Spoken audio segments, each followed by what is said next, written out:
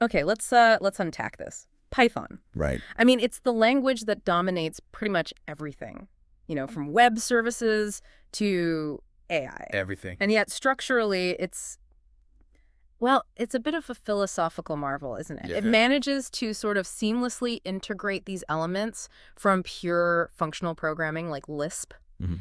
while at the same time standing firm as this pure object-oriented environment like you'd see in Java or C#. It's a real balancing act. It is. And that dual identity, it gives developers this huge amount of flexibility, but it also means Python is just full of these unexpected shortcuts and guardrails. Yeah.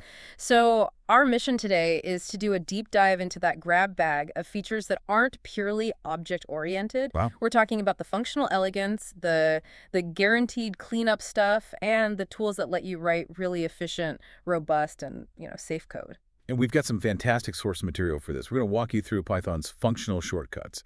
The built-in functions that save you from writing tons of code. Then we'll get into how Python handles flexibility in its function definitions, which is so critical in a dynamically typed world. Right. And finally, we'll wrap up with what is maybe the ultimate guarantee of stability: the context managers.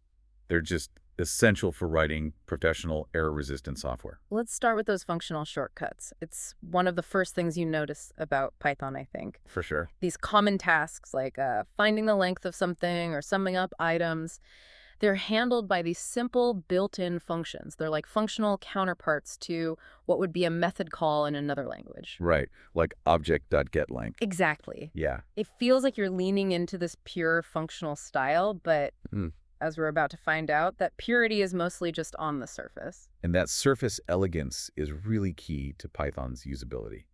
Take something like reversed. Come on. If you need to iterate a sequence backwards, you just call reversed on it. It's clean, it's expressive. It gives you back a reverse iterator object, which you usually just feed right into a for loop. And what's so important for you, the listener, to get here is what's happening behind that simple word, reverse. Because what's fascinating is this commitment to a protocol. When you call reversed my sequence, Python first tries to call the sequence's own special method, reversed. A dunder method. The dunder method. Right. If the object has that, it means it knows how to reverse itself efficiently, so Python just uses it. But if it's not there, Python doesn't just give up. It has a fallback. It has a graceful fallback. The functional call actually relies on the object's OO structure. So it's not purely functional at all. Not at all. If reversed is missing, it looks for len to get the size and get heightum to access the elements by index. Yeah. And then it just builds the reversal itself with those tools. So that simple shortcut works on almost any sequence you can imagine, whether it's custom or built in. It's predictable structure, but masked by this really nice functional elegance. Precisely. And that pattern is everywhere. Oh, yeah. I mean, I rely on enumerate constantly. You're looping over a list, and then you suddenly realize, shoot, I need the index of this item. Just solves that for you. It gives you both the index and the value, all wrapped up, no more manual index counters. And speaking of eliminating manual complexity, we have to talk about the Boolean helpers, all and any. They're just an incredibly clean way to apply logic across a whole collection without writing some clunky loop that has to track state. So all iterable is your shortcut for checking if every single item is true. And it short circuits, which is the key optimization. The second it finds a false, it stops. Exactly. It doesn't waste time checking the rest. Yeah. And any iterable is just the opposite. It returns true if at least one element is true, and it stops the moment it finds that first true value. They're designed for speed and clarity. So we've basically established that these built-ins, they feel functional, but they always rely on an object underneath. And the way Python keeps that integrity is through those dunder methods. If you call absex, Python is just translating that to a call to x.abs. And strx becomes x.str. It's a guaranteed API contract. The functional layer is the shortcut, but the object-oriented part underneath guarantees it's predictable. The object has to follow the rules. Exactly. And that consistency is a perfect transition into how Python handles function signatures, and specifically the whole problem of function overloading. Right. In a lot of other languages, if you want a function to do different things depending on the type of data it gets. Like area of a circle versus area of a rectangle. Yeah, exactly. One might take a single integer for the radius. The other takes two floats for length and width. You need function overloading. Correct. And in statically typed languages, you do that by just defining multiple functions with the same name but different arguments. But since Python is dynamically typed, Well, it mostly avoids that kind of overloading. It simplifies things, but it can also get confusing if you don't know what types to expect. So if Python avoids that, how do we get that same clarity and flexibility? We use a couple of tools. For clarity, especially with type checking tools like MyPy, you can use union type hints. Okay. That's how you explicitly say, hey, this parameter can be a string or an integer. It's the modern way to handle that ambiguity. And for the number of arguments, we use default values to make parameters optional. But you mentioned a warning about that. Yeah. I mean, defaults are great, but you really want to avoid making a function that takes like 20 optional positional parameters. It's impossible to read. It's a nightmare to call. So Python lets you use the and symbols in the signature to separate different kinds of parameters. You can force some to be positional only and others to be keyword only. It makes using the function so much clearer. Which brings us to probably the most flexible tool of all, variable argument lists. This is a classic functional technique that lets a function take literally any number of inputs. Absolutely crucial. I mean, for writing wrappers or general purpose APIs, you need this. And you have two main ways to do it. Right, vars and quargs. Exactly. If you use vargs in your definition, all those extra positional arguments just get packed up into a tuple for you. And if you use quargs, the keyword arguments, the name value ones, they all arrive inside your function as a dictionary. It means you could write, say, a logging utility that takes a required message, and then any number of other details without ever having to know what they'll be ahead of time. And the reverse is also true unpacking. If you already have a tuple of values, you can use the little asterisk when you call a function to just unpack it right into the arguments. The flexibility is it's peak Python. It's the core of its dynamic nature. So if we really lean into that idea of functions being this flexible, we get to the core concept of Python's functional side. Functions are first-class objects. Yes. A function you define with def isn't just static code. It's a real object that lives in memory. You can pass it around, stick it in a list. Or most importantly, pass it to another function. And when you can do that, you enable the whole pattern of callbacks. Which is the foundation for event-driven programming. Which is everywhere in modern software. Okay, let's give a real-world scenario here. Why does it matter that functions are objects? Okay, imagine you're building a simple UI. When a user clicks the Save button, the UI library itself doesn't know your specific logic for saving. Right. So you, the developer, you pass your custom save data function to that button object. You're basically telling it, when someone clicks you, execute this function. That function is the callback. It's scheduled execution. Exactly. It's set to run later, triggered by an event. We also see this all the time in long-running tasks. If you start a huge download, you don't want the whole program to freeze.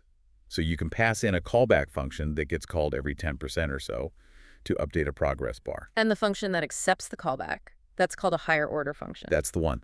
And this ability to treat code like it's data is just central to the whole functional way of thinking. But wait a minute, doesn't all this flexibility, functions as objects, dunder methods, variable arguments, doesn't it just make code harder to follow? I mean, if you can dynamically replace a function with monkey patching, how do you ever know what's actually running? That's a fair point, and it's why developers have to be disciplined. Monkey patching, where you swap out a method with your own function at runtime. Usually for testing, right? Yeah, often in testing to fake some system behavior. Right. It's powerful, but you have to be careful. The community really relies on testing frameworks and standard library tools, like in the functools library, to manage all this. The tools are there to control the flexibility, not to excuse its misuse. I see. And it's also worth remembering, you don't even need def to make something callable. Yeah. You can create a class that defines the call dunder method. Right. An instance of that class then just exactly like a function. You can call it. This lets you keep state inside a callable thing, which is a really powerful pattern. Okay, so we've talked a lot about flexibility. Now we have to pivot to the concept that really guarantees stability, even when things get flexible. We're talking about guaranteed resource cleanup. This is a huge engineering discipline problem. I mean, look at just opening a file. You have 3 steps: open, operate, and the crucial one, close. All right. Now, if you're reading or writing and an exception happens, maybe the disk is full or the data is corrupt, your code just stops. If that happens before you hit that final .close line, you've got a resource leak. You've got a resource leak. It ties up file handles, networks, sockets, memory. And over time, that can slow down or even crash the whole system. It's a major source of bugs. It is, which is why Python introduced context managers. file objects, database connections. They're all built to be context managers. And we use the with statement to make it happen. So when Yeah. you write with open file.txt as f, what is Python actually guaranteeing? It guarantees two things will happen no matter what. When the with block is entered, the file objects enter method is called. That sets everything up. But the key part is when the block is exited, whether it finishes normally or because of an error, the exit method is guaranteed to be called. And that exit method is where the file is safely closed. So Python basically gives your code a mandatory janitor for its resources. It forces you into writing safer code. It absolutely does. And it's not just for files. Anytime you're dealing with an external resource, a database connection, a lock on some shared memory, a context manager is the cleanest, safest way to handle the setup and the teardown. And to make your own, you just need a class with those two special methods, enter and exit. That's it. Enter returns the resource you're going to use, and exit handles the cleanup. It even gets information about any exception that happens so it can log errors or decide what to do before it cleans up. The sources had a great example of this. It wasn't just about closing something, it was a stateful manager for building a string efficiently. Right, because Python strings are immutable, so adding to them over and over is really wasteful. Yeah. So this context manager, in its enter method, it creates an empty list. All your work inside the with block just appends characters to that fast, mutable list. Then, the exit method automatically joins that list into a single final string. So you get efficiency and guaranteed cleanup. That's a perfect example. It is. It's a great illustration of the pattern. That is a powerful mechanism. And true to form, for cases where you don't need a full class, there's a functional shortcut for this too, isn't there? There is the @context manager decorator. You import it from context_lib, and it lets you write a simple generator function. The code before the yield acts like enter, and the code after the yield becomes the guaranteed exit cleanup block. Python giving you the functional wrapper for a powerful OO guarantee. Again. Always. So if we tie all this together, Python's real strength isn't choosing one philosophy, it's building systems where you get the benefits of both. You get the fast, expressive feel of functional programming, the built-ins, the higher-order functions, but they're all supported by this rigorous OO foundation of dunder methods. And that structure is what leads to reliability, especially with context managers. The code ends up being both flexible and a lot safer. Exactly. The functional shortcuts are only useful because Python is so committed to the protocols those special methods define. Everything comes back to that object model, which guarantees it's all predictable. The freedom actually comes from the structure. That's a great way to put it. And for you to think about, you've learned that context managers guarantee cleanup for things like files and network connections. Now, think about resource management more broadly. In your own workflow, or even your daily life, where do you rely on some temporary state or resource? Maybe it's a test database that needs to be reset, or even just a state of deep focus that requires a specific setup, a state that, if it isn't properly closed or reset, causes a failure down the line. How could you apply that concept of enter to set up a clean state, and exit to guarantee the cleanup, to manage that resource? It's a concept that really goes beyond just code, something for you to mull over.